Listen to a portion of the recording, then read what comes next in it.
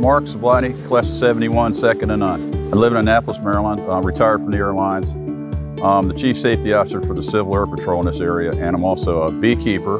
I did them a little bit when I was a kid, but about 20 years ago. I've been doing it for over 20 years now. In this area, when people start new hives, they usually call me and I go over and get them set up.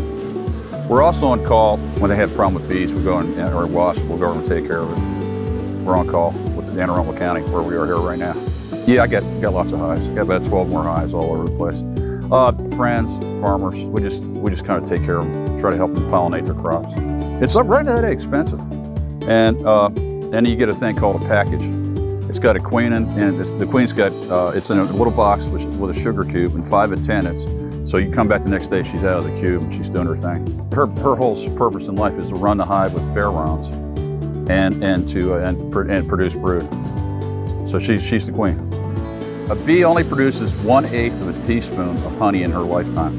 But the reason they produce honey, obviously, is to get them through the winter so they can procreate in the spring.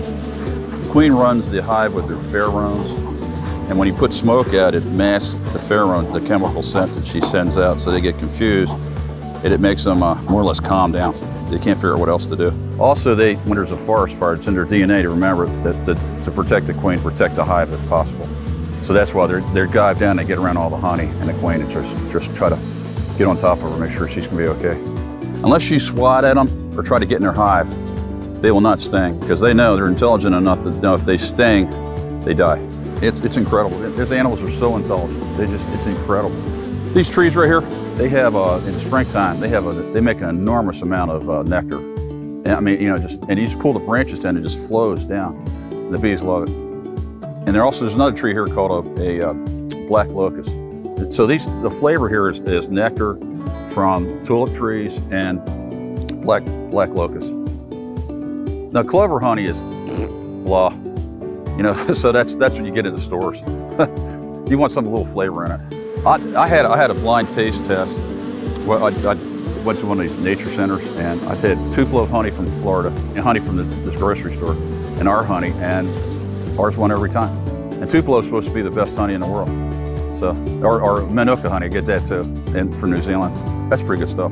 Sometimes the bees from one hive have a wise idea to go and steal some honey from the other, and they know right away.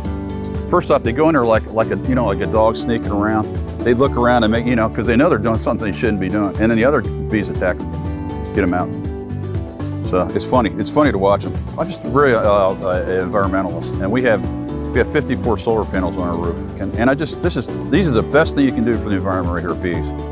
They absolutely, they pollinate 75% of the food that we eat. So we got to take care of them.